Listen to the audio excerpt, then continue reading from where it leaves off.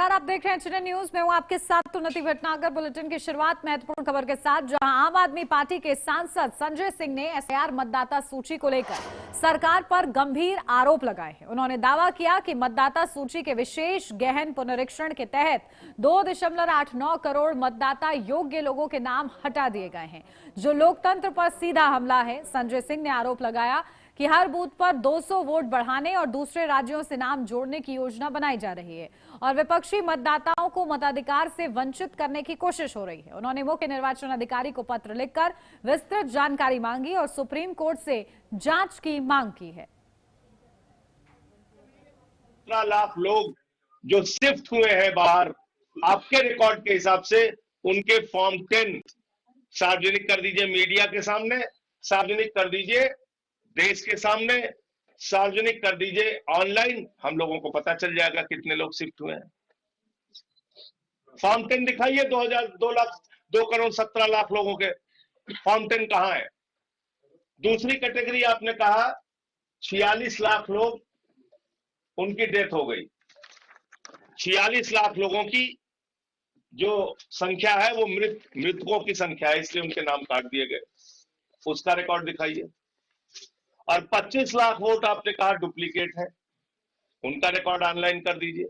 एक जगह कीजिए, हम लोग क्लिक मारे और पता चल जाए कि ये 2 करोड़ 17 लाख है, इस कैटेगरी में है, 1 करोड़ 25 लाख डुप्लीकेट में है और 46 लाख मृतक में है।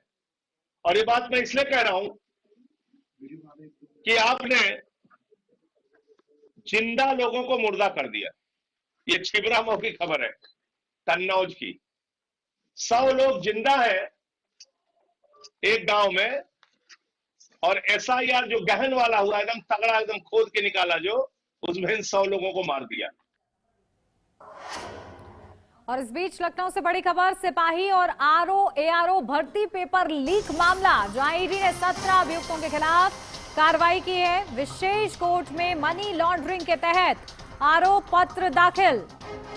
तो देखिए, बड़ी खबर आपको बता दें, भर्ती प्रक्रिया में भ्रष्टाचार और गड़बड़ी के आरोप हैं। तो जांच में अभियुक्तों की संपत्ति और लेन देन इसमें शामिल बताया जा रहा है। तो सिपाही और एआरओ भर्ती पेपर लीक के इस पूरे मामले में ईडी ने 17 अभियुक्तों के खिलाफ कार्रवाई की है।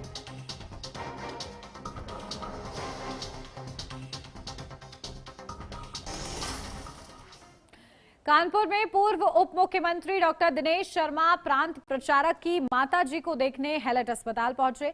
इस दौरान उन्होंने मेयर और पार्षद के बीच चल रहे कथित विवाद पर भी प्रतिक्रिया दी है। डॉक्टर शर्मा ने कहा कि यह कोई बड़ा विवाद नहीं है, बल्कि जैसे हर घर में आपसी मतभेद होते हैं वैसा ही मामला है। उन्होंने कहा कि जहां 4 बर्तन होते हैं वहां खटकना जरूर होता है और यह मतभेद विकास कार्यों को लेकर है। डॉक्टर शर्मा ने विश्वास जताया कि सांसद और महापौर के प्रयास से यह मामला जल्द ही सुलझ जाएगा और विकास कार्य प्रभावित नहीं होंगे।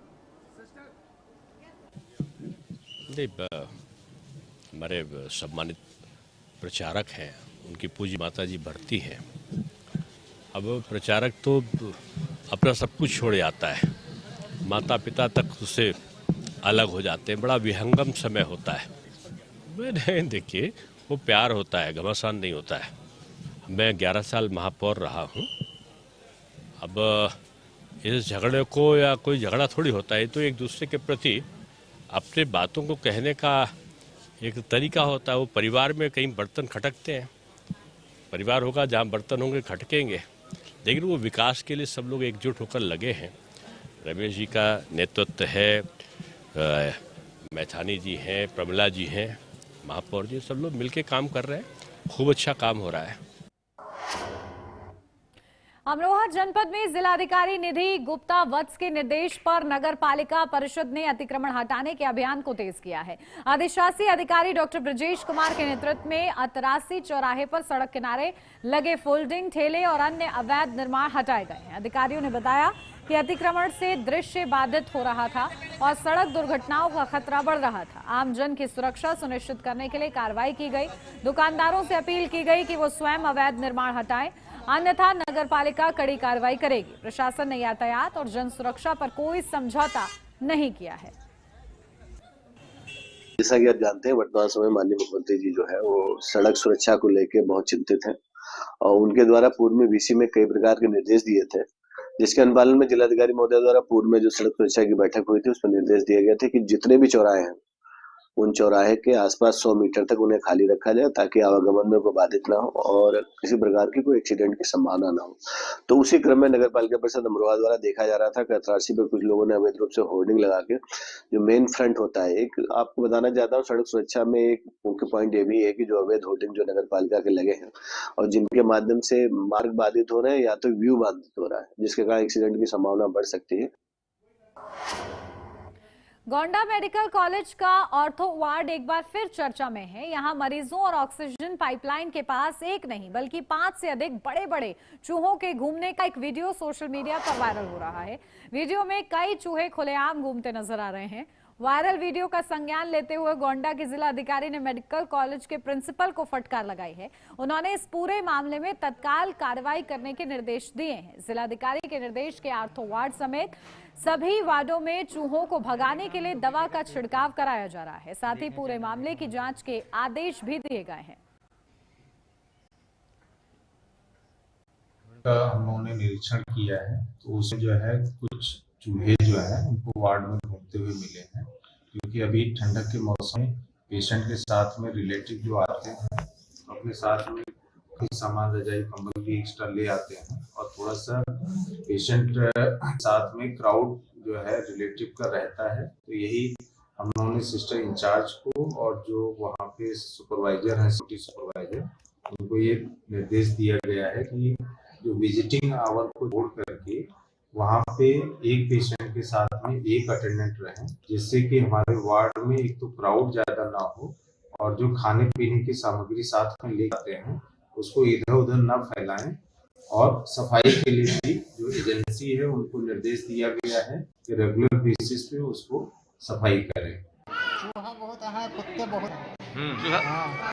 वार्ड में घूमत रहा था चूहा कुत्ता है? हाँ कैसे कहाँ कहाँ घूमता है? सब अंदर घूमते रहते हैं। हाँ। क्या समस्या आती है? कितने बड़े बड़े चूहे हैं? बहुत बड़े बड़े चूहे हैं। हाँ। क्या क्या दिक्कत आती है? सब सामान सब काट डालते हैं, कपड़ा लत्ता काट डालते हैं, बहुत परेशान करते हैं। अच्छा, कुत्ता वगैरह भी अंदर घुस आते हैं? हाँ। तो कोई भगाता हुआ आता है? देख रहे कोई भगाते हैं पर जाते नहीं हैं। मतलब जो हॉस्पिटल पर जो काम करते हैं यहाँ पे कर्मचारी, वो हॉस्पिटल कर्मचारी आते नहीं, देखते नहीं, भगाते नहीं है? वो अंदर आते तक नहीं है जल्दी। हॉस्पिटल कर्मचारी हाँ अंदर नहीं आते? अंदर आते ही नहीं जल्दी। महाराजगंज में मकर संक्रांति पर्व को लेकर श्रद्धालुओं की भारी भीड़ और सुरक्षा व्यवस्था को ध्यान में रखते हुए जिला प्रशासन पूरी तरह अलर्ट मोड में है। चौक स्थित प्रसिद्ध मिनी गोरखनाथ मंदिर परिसर में विशेष तैयारियां की गई हैं। पर्व के दौरान किसी भी प्रकार की अव्यवस्था या दुर्घटना से बचने के लिए मंदिर परिसर और आसपास के इलाकों में बड़ी संख्या में पुलिस बल तैनात किया गया है। मकर संक्रांति के अवसर पर खिचड़ी चढ़ाने के लिए नेपाल से भी हजारों की संख्या में श्रद्धालु महाराजगंज पहुंचते हैं। इसे देखते हुए प्रशासन ने सीमा क्षेत्र से आने वाले श्रद्धालुओं के आवागमन पर विशेष नजर रखी है। यातायात व्यवस्था को सुचारू बनाए रखने के लिए डायवर्जन प्लान लागू किया गया है।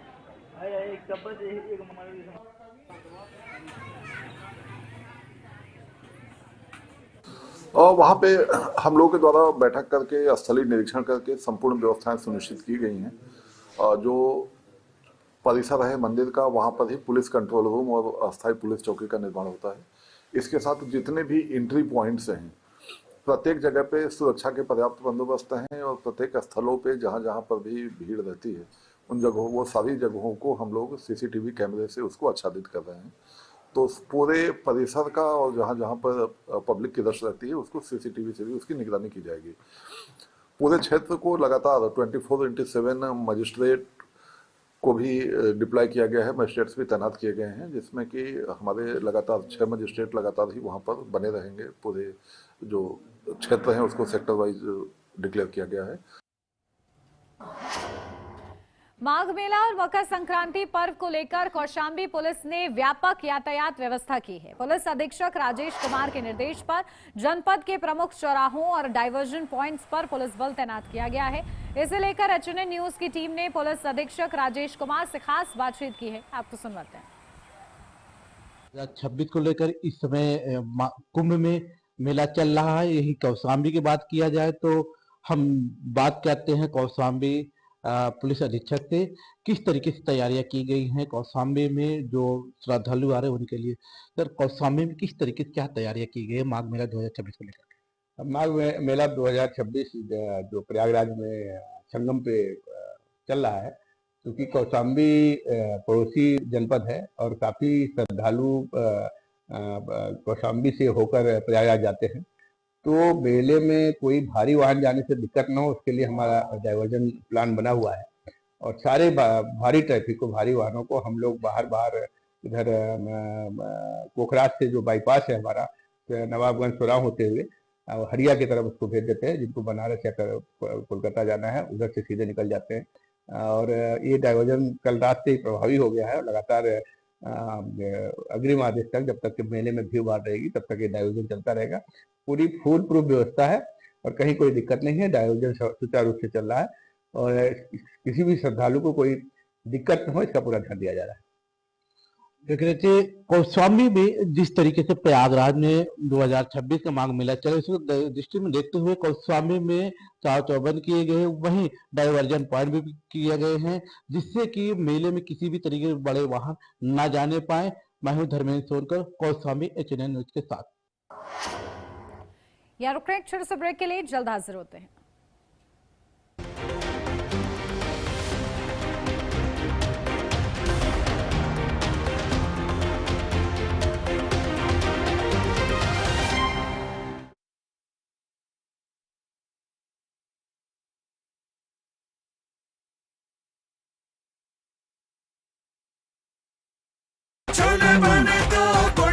गोल्डी छोले मसाले, जहाँ जाएं रिश्ते बनाएं। गोल्डी लाए हैं फ्रेश लॉक टेक्नोलॉजी जो रखे मसालों को हर समय फ्रेश।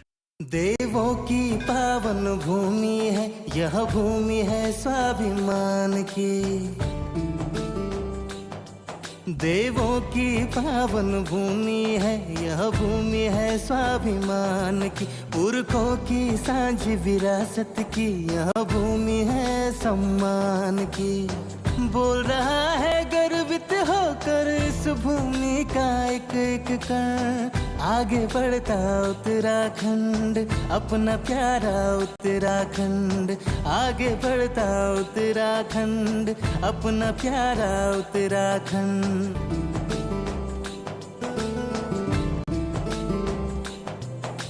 समानता समरसता का अपना संकल्प निभाया है, जो दे अधिकार बराबर के ऐसा प्रदेश बनाया है। आशाओं को पंख लगे हैं अब आसान हुआ जीवन। आगे बढ़ता उत्तराखंड, अपना प्यारा उत्तराखंड। चेहरों पर मुस्कान सजी है, आंखों में है नई तरंग। आगे बढ़ता उत्तराखंड, अपना प्यारा उत्तराखंड।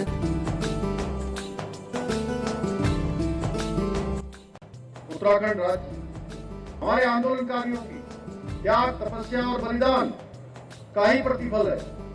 इसलिए हमारी सरकार उत्तराखंड के बलिदानियों के, आंदोलनकारियों के सपनों को साकार बनाने के लिए बहुत कृत संकल्पित होकर कार्य कर रही है। प्रधानमंत्री नरेंद्र मोदी के मार्गदर्शन और मुख्यमंत्री पुष्कर सिंह धामी के कुशल नेतृत्व में हर क्षेत्र में आगे बढ़ रहा है अपना उत्तराखंड।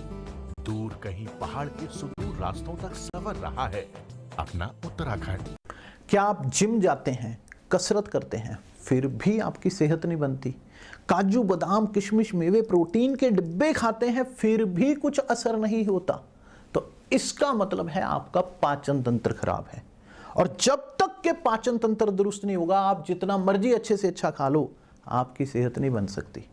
इसलिए हमारी संस्था सन्यासी आयुर्वेदा ने एक ऐसी दवा का निर्माण किया है जो कि आपके लिवर, आपके पाचन तंत्र को दुरुस्त करने का काम करती है, ताकि आप जो भी खाएं उसका पूरे का पूरा निचोड़ आपके शरीर को लगे, आपकी भूख बढ़े, खाया पिया सही से लगे, नया खून बने, हड्डियों में जान आए, वजन बढ़े और आप मोटे तगड़े खूबसूरत पर्सनैलिटी के मालिक बन जाएं।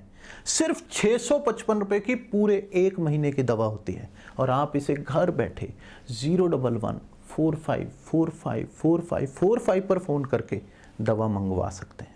पेट के रोग भी हमसे यानी राहु और केतु से कम नहीं होते। आ जाएं तो जाने का नाम ही नहीं लेते। इसीलिए 16 खास आयुर्वेदिक जड़ी बूटियों से बना पेट सफा अपनाइए, जो कब्ज, गैस और एसिडिटी जैसे रोगों से छुटकारा दिलाए। पेट सफा, हर रोग दफा। 16 जनवरी से देखिए हमारी फिल्म राहु केतु आपके नजदीकी सिनेमाघरों। जब हर तरफ खबरों का शोर हो, जब सच और अफवाह में फर्क ना हो, तब एक चैनल उठता है सवालों की रोशनी लेकर, आपके हित की आवाज बनकर। HNN न्यूज, जुनून सच दिखाने का। कुछ लोग खाते पीते तो बहुत बढ़िया हैं, पर फिर भी उनकी सेहत नहीं बनती। पिचके हुए गाल हैं, हड्डियां निकली हुई हैं, पैंटें ढीली हैं, कपड़े जचते नहीं, कोई पर्सनैलिटी नहीं। ऐसे लगता है इधर से खाए जा रहे हैं, उधर से निकले जा रहा है, क्योंकि उनका पाचन तंत्र खराब है। और जब तक के पाचन तंत्र दुरुस्त नहीं होगा, वो जितना मर्जी अच्छे से अच्छा खा लें, उनकी सेहत नहीं बन सकती। इसलिए हमारी संस्था सन्यासी आयुर्वेदा ने एक ऐसी दवा का निर्माण किया है जो कि आपके लिवर को, आपके पाचन तंत्र को दुरुस्त करने का काम करती है, ताकि आप जो भी खाएं उसका पूरे का पूरा निचोड़ आपके शरीर को लगे, आपकी भूख बढ़े, खाया पिया सही से लगे, नया खून बने, हड्डियों में जान आए, वजन बढ़े और आप मोटे तगड़े खूबसूरत पर्सनैलिटी के मालिक बन जाएं। सिर्फ 655 रुपए की पूरे 1 महीने की दवा होती है और आप इसे घर बैठे 01145454545 पर फोन करके दवा मंगवा सकते हैं।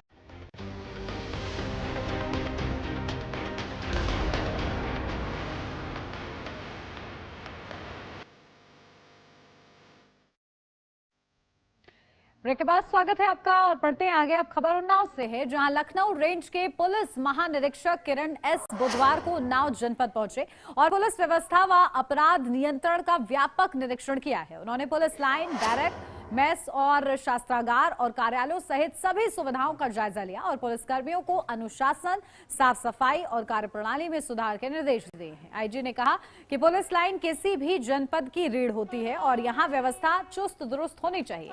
उन्होंने 10 बाइक को जीवन वाहिनी के तौर पर हरी झंडी दिखाकर रवाना किया, जो त्वरित पुलिस सहायता और अपराध नियंत्रण में अहम भूमिका निभाएंगी। वहीं उन्होंने महिला और बच्चों के मामलों में तत्काल और संवेदनशील कार्रवाई पर भी जोर दिया है।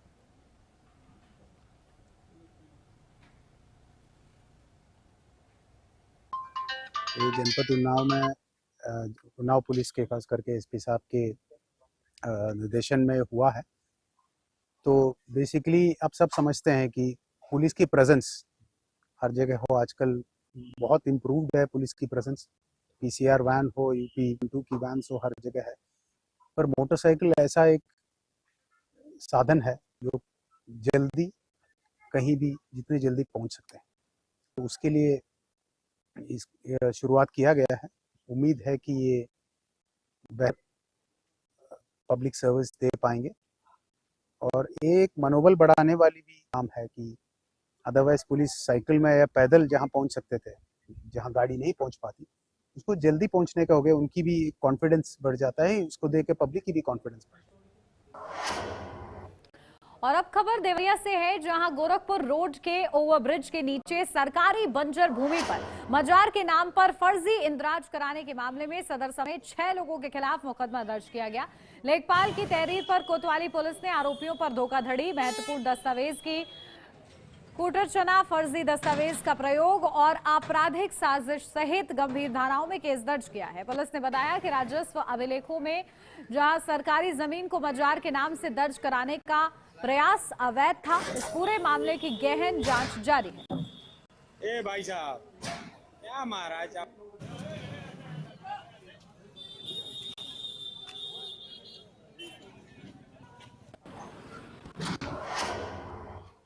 फर्रुखाबाद जिले के नवाबगंज सामुदायिक स्वास्थ्य केंद्र से जुड़ा एक वीडियो सोशल मीडिया पर वायरल हो रहा है। दरअसल वीडियो में computer operator Sushil Kumar Ayushman card और जन्म प्रमाण पत्र बनाने के नाम पर लोगों से अवैध वसूली करता दिखाई दे रहा है। आरोप है कि सरकारी योजनाओं का लाभ देने के लिए लाभार्थियों से पैसे मांगे जा रहे थे। वीडियो सामने आने के बाद स्वास्थ्य विभाग की कार्यशैली पर सवाल उठने लगे हैं। स्थानीय लोगों ने दोषी कर्मचारी पर सख्त कार्रवाई की मांग की है। साथ ही प्रशासन की ओर से मामले की जांच कर उचित कार्रवाई का आश्वासन दिया गया है। तो देखिए, सीएचसी में अवैध वसूली का ये पूरा मामला है और इस पूरे मामले की अब गहनता से जांच की जा रही है। और अब खबरों में बढ़ेंगे आगे। फतेहपुर पुलिस को बड़ी सफलता मिली है। पुलिस ने कार्रवाई करते हुए 92 किलो अवैध गांजा बरामद किया है। इस दौरान एक तस्कर को गिरफ्तार किया गया है, जबकि दूसरा फरार हो गया है। बरामद गांजे की अनुमानित कीमत करीब 45 लाख रुपए बताई जा रही है। पुलिस ने मौके से एक इको वैन और 650 रुपए नकद भी बरामद किए हैं। आरोपी के खिलाफ एनडीपीएस एक्ट के तहत मुकदमा दर्ज कर उसे न्यायालय भेज दिया गया है, जबकि फरार आरोपी की तलाश जारी है।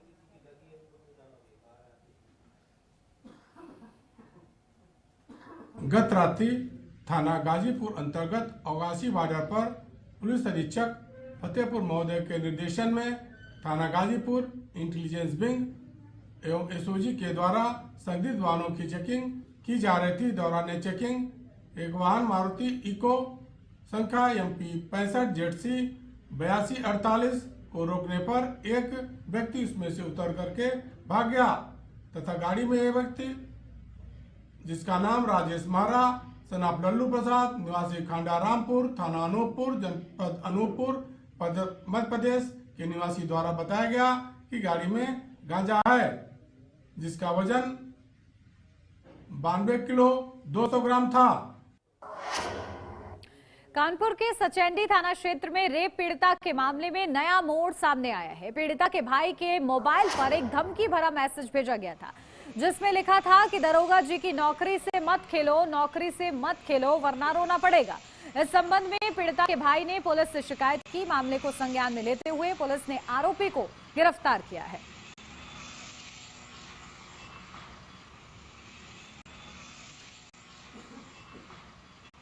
जिसमें बताया जाता है कि आप जो उसके द्वारा अभियुक्त द्वारा बताया जाता है कि आप जो कार्रवाई कर रहे हो गलत है, इस तरह की कार्रवाई न किया जाए। इस संबंध में जब पीड़िता के भाई द्वारा जब थाने को सूचना दी जाती है तो इसमें तहरीर प्राप्त करके इसमें अभियोग पंजीकृत कराया जाता है। जिस नंबर से ये मैसेज आया था उस नंबर को सर्विलांस पे लगाया जाता है और अंततः इस व्यक्ति की गिरफ्तारी की जाती है, हिरासत पे लिया जाता है और पूछताछ की जाती है। जो तथ्य निकल करके आते हैं वो इस प्रकार से हैं कि ये व्यक्ति है, इसका नाम अमित त्रिवेदी है। ये डीजे का काम करता है, मूलतः रहने वाला थाना तालगांव। और अब खबर उन्नाव से है, जहां नगर पंचायत अचरलगंज के कर्मचारियों को पिछले 2.5 महीने से वेतन नहीं मिलने पर आक्रोश देखने को मिला है। कर्मचारी रमेश कुमार के नेतृत्व में कई कर्मी जिलाधिकारी कार्यालय पहुंचे और अपनी समस्या बताई है। कर्मचारियों का कहना है कि वेतन न मिलने से परिवार आर्थिक संकट से जूझ रहा है। राशन और बच्चों की स्कूल फीस तक देना मुश्किल हो गया है। आरोप है कि नगर पंचायत अधिकारी केवल तारीख पर तारीख देते हैं और वेतन मांगने पर नौकरी से निकालने की धमकी भी दी जाती है। कर्मचारियों ने वेतन में अनियमित कटौती का आरोप लगाते हुए बकाया भुगतान की मांग की है। चेतावनी दी है कि समाधान न होने पर आंदोलन करेंगे। बुलंदशहर में फर्जी फर्म बनाकर करीब 4 करोड़ रुपए की जीएसटी चोरी करने वाले शातिर आरोपी को पुलिस ने गिरफ्तार किया है।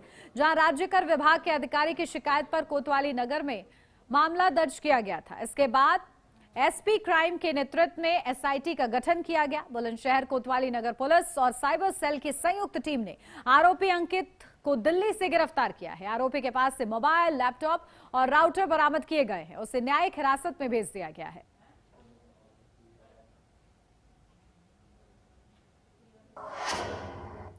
और इसी के साथ इस बुलेटिन में बस इतना ही। खबरों का सिलसिला आगे भी जारी रहेगा। बने रहिए HNN न्यूज के साथ।